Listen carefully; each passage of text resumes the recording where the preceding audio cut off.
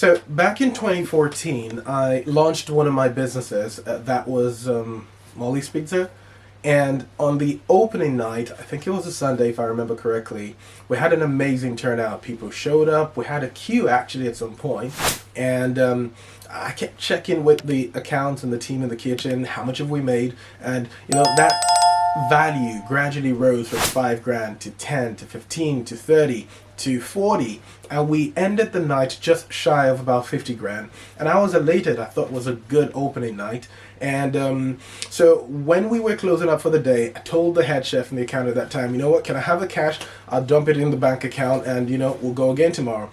And they had to remind me, no, we can't take it all in, because now we have to replenish the cheese, we have to replenish the flour, we have to replenish the sauces, blah, blah, blah. Long story short, by the time we parted with all the money we needed to part with, I was down to just about 3 or 4 grand that made it out of there that night. And it was a rude awakening for me, because here I was making my business projections and getting all excited about our gross revenue, forgetting that there was a need to, factor in all the deductions that need to go into the business, So instead of making assumptions of our profitability on gross, I should have been thinking about that in context of our net. And that's in business. And for someone who's watching and saying, well, I don't run a business, this doesn't make sense.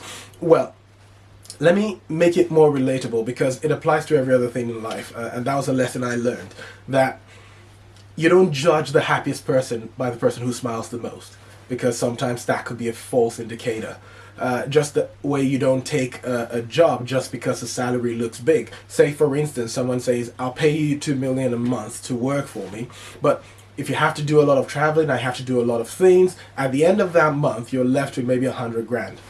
Versus someone who says, you know what, I'll pay you 500 grand, but you work from home, you work at your own pace and all that, and at the end of the month, you're left with 250 grand. Now, one job seems to be more appealing because he seems to have a higher pay, but the net value of it at the end of the day is not the same, and I think that's the thing. Just learning to make better decisions in life based on the actual the factors, the metric that really counts, because it's easy for us to, if we don't begin to understand what really matters, what really counts, we will make a lot of wrong decisions. We'll value a business wrongly. We'll value a job wrongly. And I think that's a massive lesson. And it applies even to our spiritual lives. If you live your life only focusing on the temporal things, you will lose sight of the eternal things. So, yeah, that's my lesson. That's something that stayed with me now a lot of years.